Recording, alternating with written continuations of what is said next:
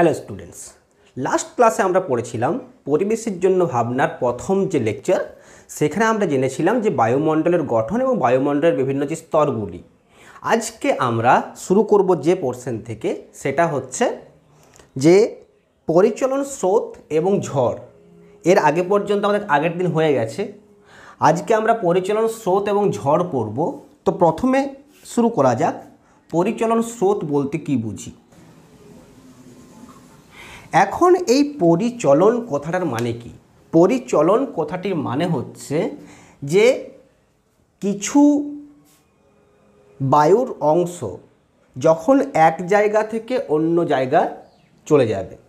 কি হয় যে মনে করো একটা বায়ুমণ্ডলের কি হয় আমরা জানি যে ভূপৃষ্ঠ থেকে যত আমরা ওপরের দিকে উঠতে থাকব তত বায়ুর তাপমাত্রা কি হয়, কমতে থাকে। অর্থাৎ ভূপৃষ্ঠ সংলগ্ন যে বায়ু রয়েছে, এখানে আমরা যদি ভূপৃষ্ঠ হয়, এই ভূপৃষ্ঠ সংলগ্ন যে বায়ু রয়েছে, এই বায়ু যেটা হয় সেটা হচ্ছে প্রচণ্ড উত্তপ্ত হয় সূর্যের আলোতে। সূর্যের আলোতে এখানকার বায়ু যখন উত্তপ্ত হবে তখন কি হবে না, এর যে আয়তন, এর আয়তন বৃদ্ধি পাবে। যে কোনো গ্যাসের ক্ষেত্রে এটা সত্যি যে গ্যাসের তাপমাত্রা বৃদ্ধি করলে বা কোনো কঠিন পদার্থ বা কোনো তরল পদার্থ এদের তাপমাত্রা বৃদ্ধি করলে বা উষ্ণতা বৃদ্ধি করলে এদের আয়তন বৃদ্ধি পায়। এখন আয়তন বৃদ্ধি পাওয়ার অর্থ হলো যে তাদের ঘনত্ব কমে যাওয়া। ঘনত্ব মানে হচ্ছে একক আয়তনে যে ভর, অর্থাৎ যখনই আয়তনে বেড়ে যাবে ওর ঘনত্ব কমে যাবে। ঘনত্ব কমে যাওয়া মানে হলো সেই বায়ুটা হালকা হয়ে যাবে। তার মানে সূর্যের আলো পেয়ে বাতাস যখন হালকা হয়ে যায় উত্তপ্ত হওয়ার জন্য, সেই হালকা বাতাস কিন্তু সোজা উপরের দিকে উঠে যাবে। যেহেতু হালকা জিনিস উপর দিকে উঠে যায়, হালকা যে সমস্ত গ্যাস আছে হাইড্রোজেন, হিলিয়াম, তারা উপরের দিকে উঠে যায়। তো এখানেও হালকা বাতাস যেটা সেটা উপরের দিকে উঠে যাবে। হালকা বাতাস উপরে উঠে গেল, ফলে এই জায়গাটা তো খালি হয়ে গেল। এবার এই খালি জায়গাটা কে ভরাট করবে? সেটা হচ্ছে ওপরের ভারী বাতাস। তাহলে এখানে এই বাতাসগুলো সব উপরে উঠে যাচ্ছে, হালকা বাতাসগুলো, আর ওপর থেকে ভারী বাতাস নিচে নেমে আসছে। এই যে ওপর থেকে ভারী বাতাস নিচে নেমে আসছে আর হালকা বাতাস উপরে উঠে যাচ্ছে, ফলে দেখো এখানে একটা স্রোত তৈরি হচ্ছে। মানে হালকা বাতাসটা উপরে উঠলো, এখানে গিয়ে বাতাসটা আবার ঠান্ডা হয়ে যাবে, ঠান্ডা হলে আবার তারা ভারী হয়ে যাবে, ভারী হয়ে তারা আবার নিচে আসবে, এখানে এসে আবার গরম হবে, আবার উপরে যাবে। ফলে একটা স্রোত যেরকম দেখতে পাচ্ছ এখানে নিচের দিকে এবং এখানে ওপরের দিকে, এই যে একটা স্রোত বয়ে যাচ্ছে, এই স্রোতটাকেই বলছি আমরা পরিচলন স্রোত। অর্থাৎ পরিচলন স্রোত বলতে কি বুঝবো? পরিচলন স্রোত বলতে বুঝবো যে প্রক্রিয়ায় তরল বা গ্যাসের উত্তপ্ত কণাগুলি নিজেরাই উষ্ণতর থেকে শীতলতর অংশে স্থানান্তরিত হয়ে তাপ সঞ্চালন করে, সেই পদ্ধতিকেই বলা হয় পরিচলন। অর্থাৎ এখানে এই অংশের তাপ এখানে পরিচালিত হচ্ছে বস্তুগুলির পরিচলনের দ্বারা, একে আমরা বলছি পরিচলন। এবারে এই পরিচলনের ফলে যে স্রোতটা তৈরি হচ্ছে উলম্ব স্রোত, উলম্ব স্রোত মানে যে স্রোতটা ওপর নিচ বরাবর, একে আমরা পরিচলন স্রোত বলছি। এবার পরিচলন স্রোতের পর আমাদের নেক্সট যেটা জানতে হবে সেটা হচ্ছে বায়ু প্রবাহ।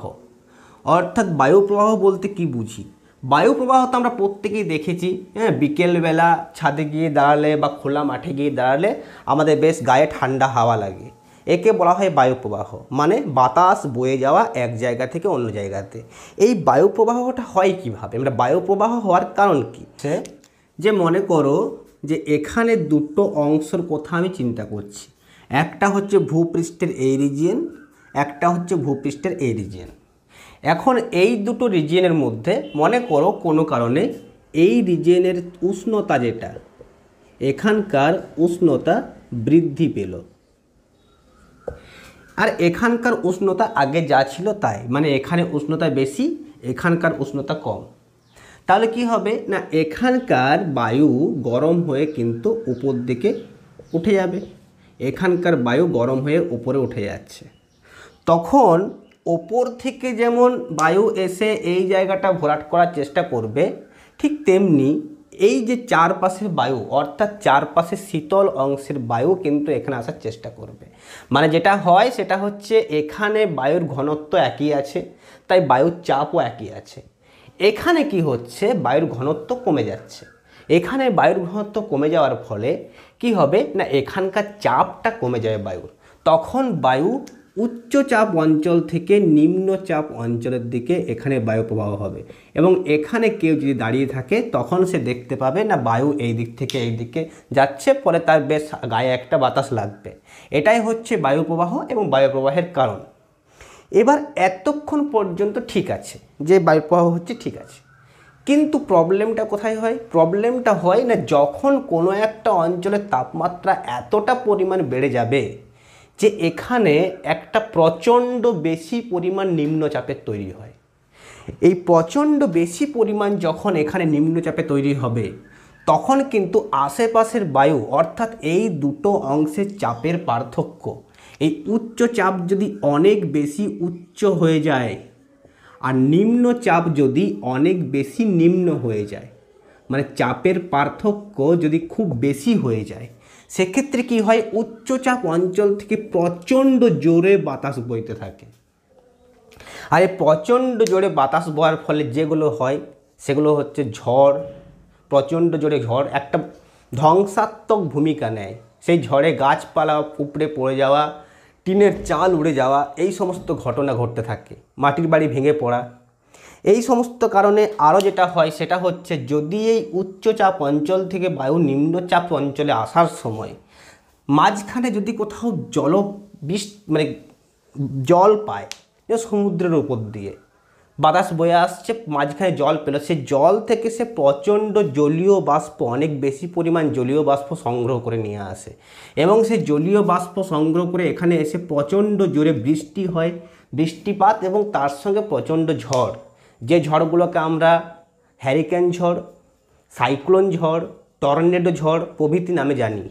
এই সাইক্লোন, হ্যারিকেন, টর্নেডো এই সমস্ত হওয়ার কারণ হচ্ছে এটা, যে এক জায়গায় উচ্চচাপ এক জায়গায় নিম্নচাপ। যেমন পৃথিবীর ক্ষেত্রে আমরা যদি দেখি, তাহলে পৃথিবীর ক্ষেত্রে কি হয়, যে পৃথিবীর ক্ষেত্রে এখানে পৃথিবী রয়েছে, সূর্য এদিকে রয়েছে। সূর্য থেকে যে তাপ আসে, এই সমস্ত অঞ্চলে সূর্যের আলো এরকম বাঁকাভাবে পড়ছে, মানে এই ভূমির উপর সূর্যের আলো বাঁকাভাবে পড়ছে, আর এখানে সূর্যের আলো লম্বভাবে পড়ে। তার ফলে কি হয় না, এই জায়গার বায়ু প্রচণ্ড গরম হয়ে নিম্নচাপের তৈরি করে, আর এদিকে থাকে উচ্চচাপ অঞ্চল। তার মানে উচ্চচাপ অঞ্চল থেকে নিম্নচাপ অঞ্চলের দিকে যে বায়ুর প্রবাহ হয়, অর্থাৎ উত্তর মেরু থেকে নিরক্ষরেখার দিকে, আবার দক্ষিণ মেরু থেকে নিরক্ষরেখার দিকে, এটা হচ্ছে বায়ু প্রবাহের কারণ। এই উচ্চচাপ আর নিম্নচাপের পার্থক্যটা যখন খুব বেশি হবে, তখন বায়ু প্রবাহের বেগ এতটাই বেড়ে যাবে, তখন সেটাকে আমরা বলবো ঝড়। এবং সে ঝড়ের সাথে যখন প্রচণ্ড বৃষ্টিপাত হয়, সমুদ্রের উপর দিয়ে বায়ু আসার ফলে জলীয় বাষ্প সংগ্রহ করে নিয়ে এসে, তখন সেই নিম্নচাপের ফলে আমরা 2-3 দিন ধরে একটানা বৃষ্টিপাত হয়। কখনো কখনো ঝড়ের পরিমাণ এখন এতই বেশি হয় যে সেখানে সাইক্লোন, টর্নেডো প্রভৃতি ঝড় আসতে থাকে। এই হচ্ছে বায়ু প্রবাহ এবং ঝড়ের কারণ। আজকের ক্লাসে আমরা যে জিনিসটা মেনলি পড়ব, এটা তো আগের দিনের পার্ট কিছুটা বাকি ছিল, সেটা হচ্ছে ওজোন স্তর। আগের ক্লাসে আমি বলেছিলাম যে স্ট্র্যাটোস্ফিয়ার যে স্তরটা রয়েছে, অর্থাৎ আমাদের 2 নম্বর স্তর স্ট্র্যাটোস্ফিয়ার, সেই স্ট্র্যাটোস্ফিয়ারে কি থাকে আমরা বলেছিলাম, স্ট্র্যাটোস্ফিয়ারে থাকে ওজোন গ্যাস, অর্থাৎ বায়ুমণ্ডলের যে 90% ওজোন গ্যাস সেটা স্ট্র্যাটোস্ফিয়ারে থাকে। এই ওজোন গ্যাসের কাজ হচ্ছে সূর্য থেকে যে অতি বেগুনি রশ্মি আসে, যে অতি বেগুনি রশ্মি প্রাণী এবং উদ্ভিদ উভয়ের পক্ষেই বিপজ্জনক, সেই বিপজ্জনক অতি বেগুনি রশ্মি থেকে আমাদেরকে রক্ষা করে এই ওজোন স্তর। ওজোন স্তর মেনলি অতি বেগুনি রশ্মিকে শোষণ করে নেয়। এই অতি বেগুনি রশ্মি শোষণ করার কাজ হচ্ছে ওজোন স্তরের। ওজোন স্তর সম্পর্কে আমাদেরকে আজকে ডিটেলসে জানতে হবে। তাহলে এই ওজোন স্তরের অবস্থান কোথায়? সেটা হচ্ছে ভূপৃষ্ঠের ওপর থেকে ষোলো কিলোমিটার থেকে 30 কিলোমিটার পর্যন্ত এই অংশে ওজোন গ্যাস থাকে। এটাকে আমরা ওজোন মণ্ডল বা ওজোন স্তর বলে থাকি। এই ওজোন স্তর কি গ্যাস দিয়ে গঠিত? ওজোন গ্যাস দিয়ে গঠিত। ওজোন গ্যাস হচ্ছে অক্সিজেনেরই একটা প্রকার। যেমন দুটো অক্সিজেনের পরমাণু যুক্ত হয়ে একটা অক্সিজেন অণু তৈরি করে, ঠিক তেমনি এই অক্সিজেন অণুর সাথে যদি আরেকটা অক্সিজেন পরমাণু যুক্ত হয় তাহলে যে গ্যাসটা তৈরি করে এই গ্যাসটার নাম হচ্ছে ওজোন গ্যাস। এই ওজোন গ্যাস কিন্তু আমাদেরকে শ্বাস নিতে সাহায্য করে না। এই ওজোন গ্যাসের সাহায্যে আমরা শ্বাস নিতে পারি না। এই ওজোন গ্যাসের কাছে আমরা একটা জন্যে কৃতজ্ঞ, সেটা হচ্ছে এটা অতি বেগুনি রশ্মি থেকে আমাদেরকে রক্ষা করে। এখন তাহলে প্রশ্ন হচ্ছে যে এই যে স্ট্র্যাটোস্ফিয়ারে ওজোন মণ্ডল বা ওজোন গ্যাস, এই ওজোন গ্যাস কিভাবে তৈরি হয়? আর দ্বিতীয় প্রশ্ন হচ্ছে এই ওজোন গ্যাস আমাদেরকে রক্ষা করে কিভাবে?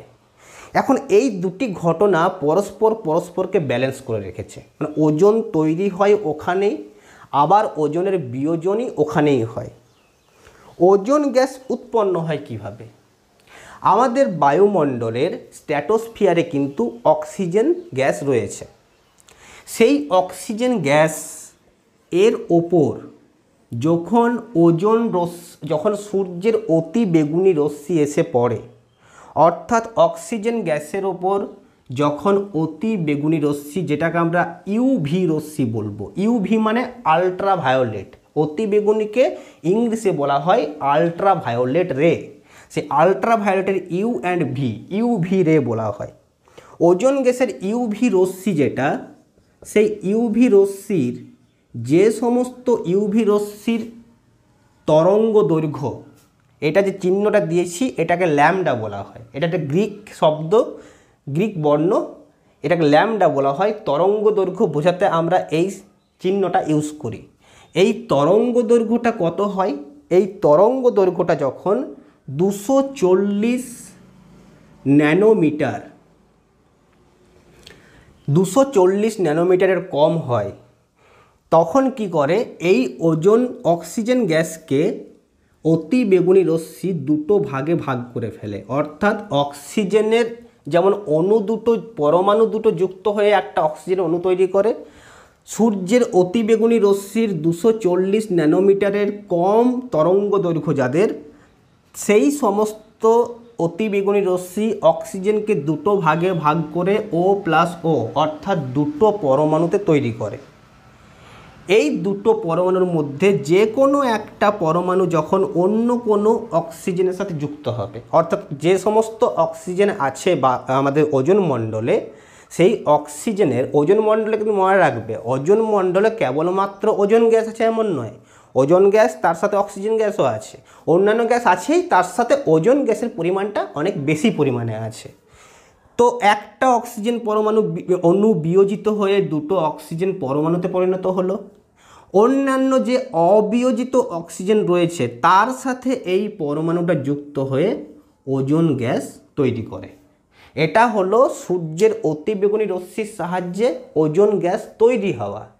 আবার এই ওজোন গ্যাসের যে বিয়োজন, এটাও কিন্তু অতি বেগুনি রশ্মিতে হয়। তাহলে এটা একবার দেখো, অতি বেগুনি রশ্মি শোষণ করে নিল, ফলে যে অতি বেগুনি রশ্মিটা শোষণ করে অক্সিজেনটা এরকম একটা অণু থেকে পরমাণুতে পরিণত হলো, এই ওজোন গ্যাসটাকে কিন্তু শোষণ করে নিল।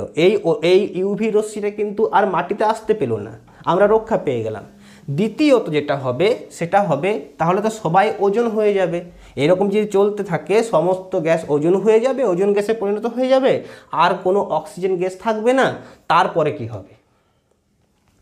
এটা যদি হতো তাহলে কিন্তু সত্যি বিপদ ছিল, কারণ সবাই ওজোন হয়ে যেত আর আমরা রক্ষা পেতাম কী করে?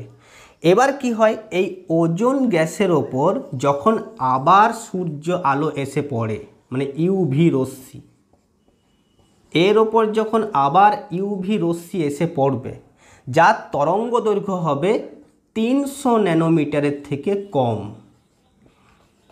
এই তরঙ্গ দৈর্ঘ্যতে যখন এটা এসে পড়ে তখন কিন্তু এটা আবার দুটো ভাগে ভাগ হয়ে যায়। একটা হচ্ছে O2 আরেকটা হচ্ছে O, এরকম ভাগ হয়ে যায়। এবং আরও কি হয়, আরও যেটা হয় যে এই O3 শুধু তো এটা নেই, আরও O3 অণু রয়েছে। একটা O3 অণু এই পরমাণুটার সাথে যুক্ত হয়ে দুটো O2 অণু পরিণত করে। তাহলে কি দেখতে পেলাম, প্রথমে O2 অণু থেকে দুটো পরমাণু হলো, সেই একটা পরমাণু একটা O2 এর সাথে যুক্ত হয়ে O3 তৈরি করলো, আরেকটা পরমাণু আরেকটা O2 এর সাথে যুক্ত হয়ে আরেকটা O3 তৈরি করবে, সেই O3 আবার সূর্য আলো শোষণ করবে, শোষণ করে আবার O2 এবং Oতে হবে, এই O আবার O3 এর সাথে যুক্ত হয়ে আবার O2 করবে। তার মানে কি হচ্ছে, O2 থেকে যেমন O3 তৈরি হচ্ছে অতিবেগুনি রশ্মির সাহায্যে, আবার O3 থেকেও কিন্তু O2 হচ্ছে অতিবেগুনি রশ্মির সাহায্যে। তার মানে এই O2 আর O3, ওজন আর অক্সিজেন, এদের মধ্যে ক্রমাবর্তন চলতে থাকে। মানে একবার অক্সিজেনটা ওজন হচ্ছে, আবার ওজনটা অক্সিজেন হচ্ছে। এইভাবে ওজন স্তরে একটা নির্দিষ্ট সাম্যাবস্থা বজায় আছে অক্সিজেন এবং ওজনের। দুটো ট্রান্সফরমেশনেই কিন্তু, মানে এদিকে যাওয়া বা এদিকে যাওয়া, এই দুটো ক্ষেত্রেই কিন্তু ওরা সূর্যের অতিবেগুনি রশ্মিকে শোষণ করে। এর ফলে পৃথিবীর দিকে আর অতিবেগুনি রশ্মি আসতে পারছে না। এই পর্যন্ত ঠিক আছে, ওজোন গ্যাস নিজের মতো করে ব্যালেন্স করে নিচ্ছে নিজেদের অবস্থান, এবং তার ফলে সূর্যের আলো মানে অতিবেগুনি রশ্মির যে পার্টটা, সেই পার্টটা আমাদের কাছে আসতে পারলো না। প্রবলেমটা হলো কোথায় তাহলে? এরপর প্রবলেম শুরু। প্রবলেমটা কি? প্রবলেমটা তৈরি করছি আমরা।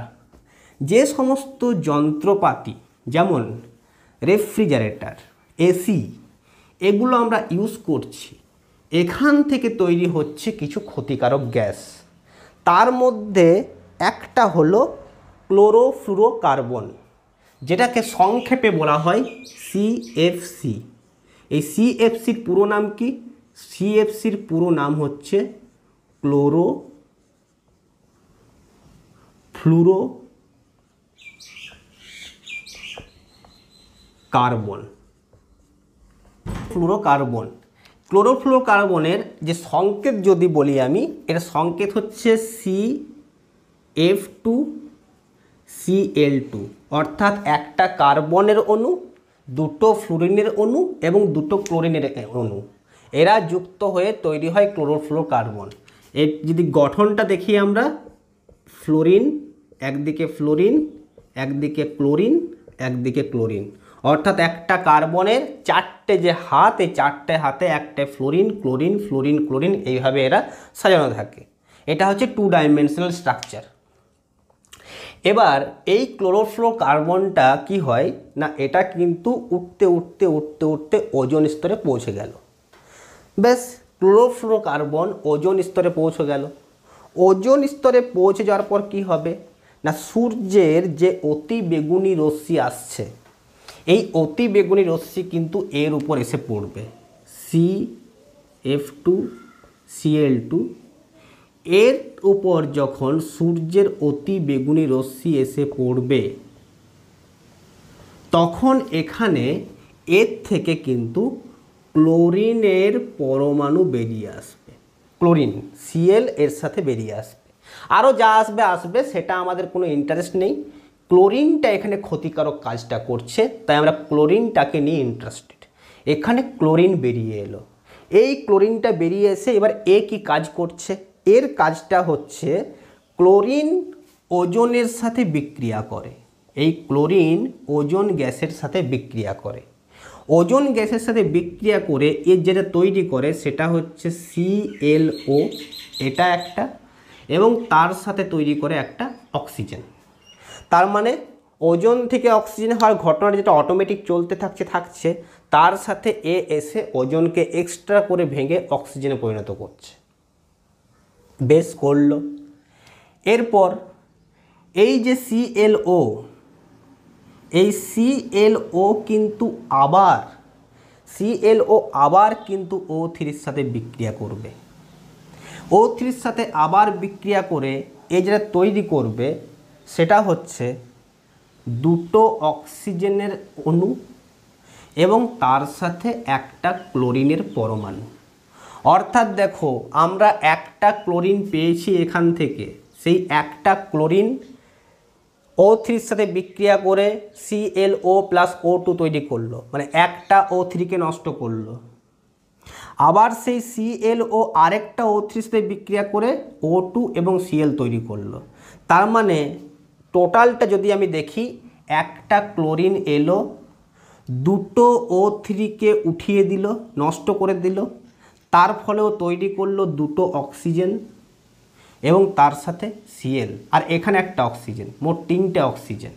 তার মানে পুরো ব্যাপারটা যদি দেখি, একটা ক্লোরিন এসে পর যেটা করছে সেটা হচ্ছে দুটো O3 অ্যাটমকে, দুটো O3 অণুকে কি করছে, 3টে O2তে পরিণত করছে, তার সাথে আবার ক্লোরিনটা যেমনকার বেরিয়ে যাচ্ছে। মানে এই ক্লোরিনটা এখানে কি করছে, তাহলে এই পুরো বিক্রিয়াটা যদি দেখি আমি, তাহলে ক্লোরিনটা অনুঘটকের কাজ করছে।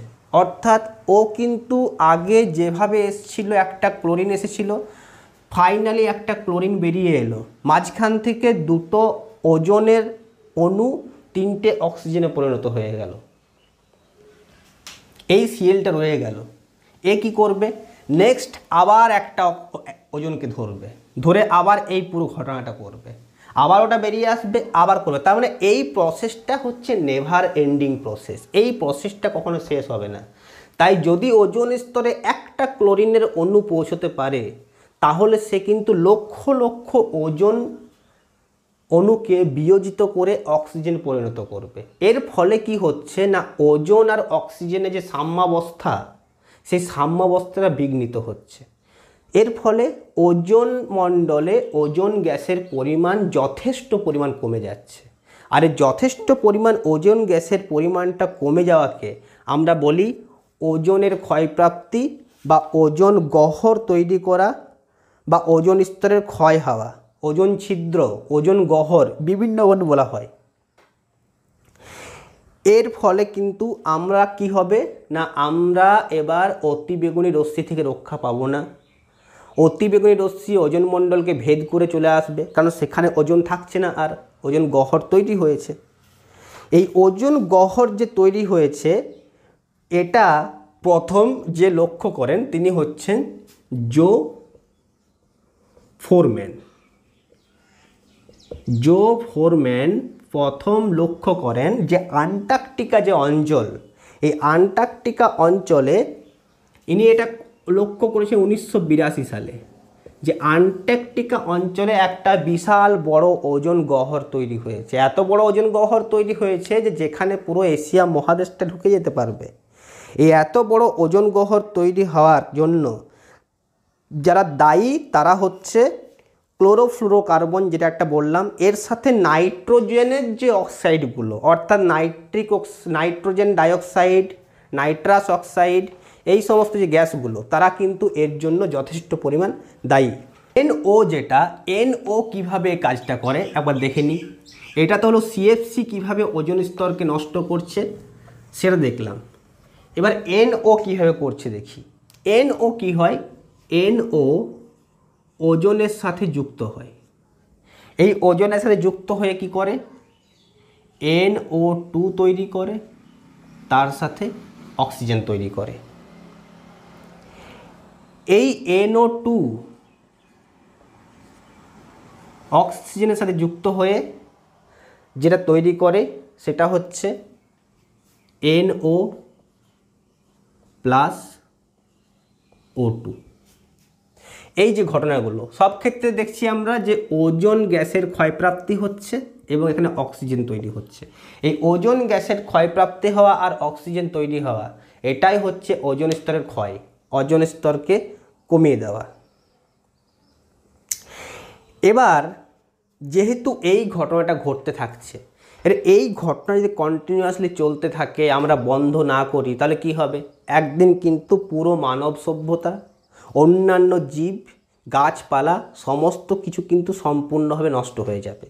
তাহলে এর থেকে রক্ষা পাওয়ার উপায়, এর থেকে রক্ষা পাওয়ার জন্য 1987 সালে একটা মিটিং হয়। কারা করে না বিভিন্ন দেশের যারা রাষ্ট্রপ্রধান, সেই রাষ্ট্রপ্রধানরা মিলে যে মিটিং করে সেটা হচ্ছে 1987 সালে। এই 1987 সালে যে মিটিংটা হয়, এই মিটিংটাকে আমরা মন্ট্রিল প্রটোকল নামে জানি। এটা হচ্ছে মন্ট্রিল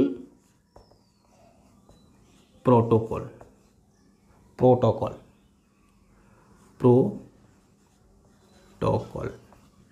এই মন্ট্রিল প্রটোকল অনুযায়ী কতকগুলো সিদ্ধান্ত গৃহীত হয়।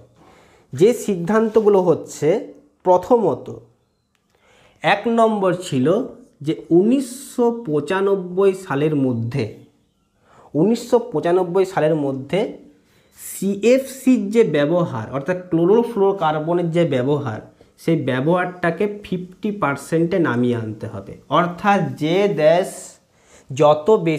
যত পরিমাণ সিএফসি তৈরি করছে প্রতি বছর, সেই পরিমাণটাকে অর্ধেকে নামিয়ে আনতে হবে। অর্থাৎ সিএফসি উৎপন্ন হয়, এই সমস্ত জিনিসপত্রের ব্যবহার কম করতে হবে, অথবা ওদের ব্যবহারের ক্ষেত্রে এমন কিছু পরিবর্তন আনতে হবে যাতে করে সিএফসি তৈরি না হয়।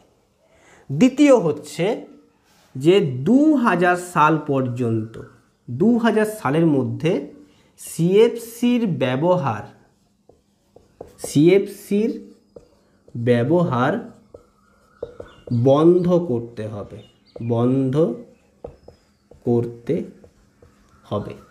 2000 সালের মধ্যে সিএফসির ব্যবহার সম্পূর্ণভাবে বন্ধ করতে হবে। হয় সিএফসি যারা তৈরি করছে তাদের ব্যবহার বন্ধ, অথবা যারা সিএফসি তৈরি করছে তাদেরকে এমন কিছু টেকনোলজির পরিবর্তন করতে হবে যাতে করে তারা আর সিএফসি উৎপন্ন না করে, অন্য কিছু ব্যবস্থা করতে হবে। ক্লোরিন জাতীয় গ্যাসের উৎপাদন, মেন কিন্তু ক্লোরিন জাতীয় গ্যাস, মানে সিএফসি যেমন ক্লোরিন জাতীয় গ্যাস একটা ক্লোরিন তৈরি করে, তেমনি ক্লোরিন জাতীয় গ্যাস তৈরি হয় এমন সমস্ত কিছুর ব্যবহার ধাপে ধাপে কমিয়ে আনতে হবে এবং 2000 সালের মধ্যে তা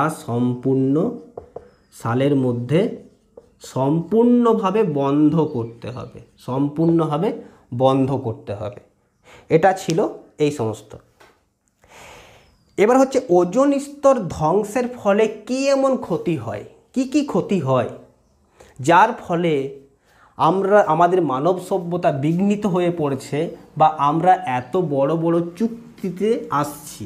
সারা দেশের প্রধানরা মিলে চুক্তি যখন করছে একটা, তার ফলে একটা বড় সড়ো ক্ষতি নিশ্চয়ই হয় এই ওজোন গ্যাসের জন্য।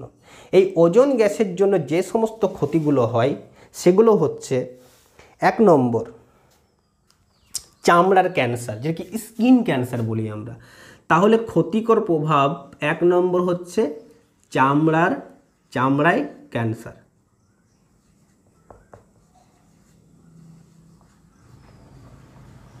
ক্যান্সার এমনি জানি আমরা একটা কঠিন রোগ, যার ওষুধ এখনো পর্যন্ত নেই, তাই চামড়ার ক্যান্সার হচ্ছে।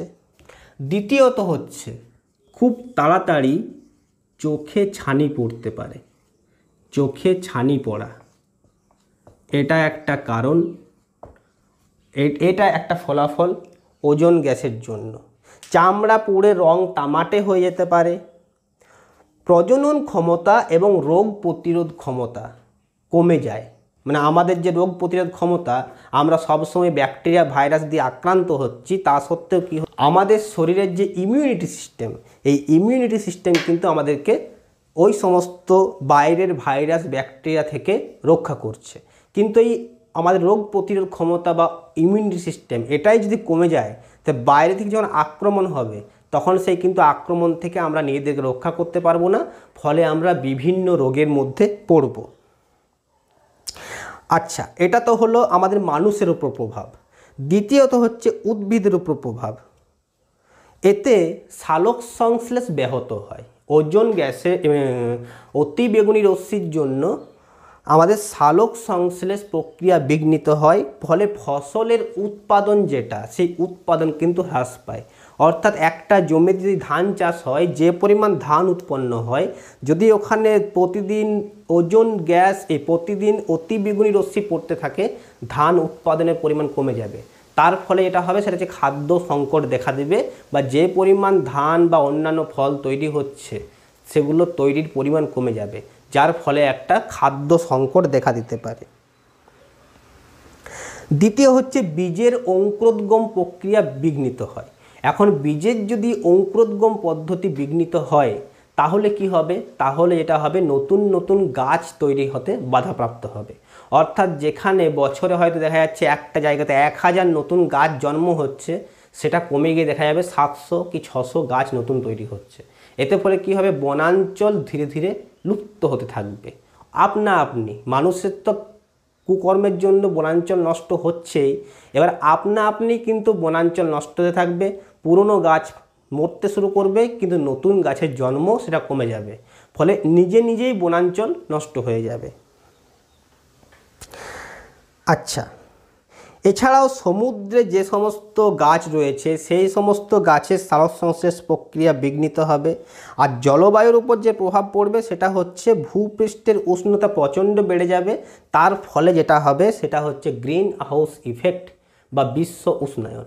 এই গ্রিন হাউস ইফেক্ট বা বিশ্ব উষ্ণায়ন আমরা নেক্সট ক্লাসে ডিসকাস করব। আজকের ক্লাস এই পর্যন্তই থাকলো। ভালো থেকো, আর নতুন নতুন ভিডিওর আপডেট পাওয়ার জন্য চ্যানেলটিকে সাবস্ক্রাইব করে রাখো। ধন্যবাদ।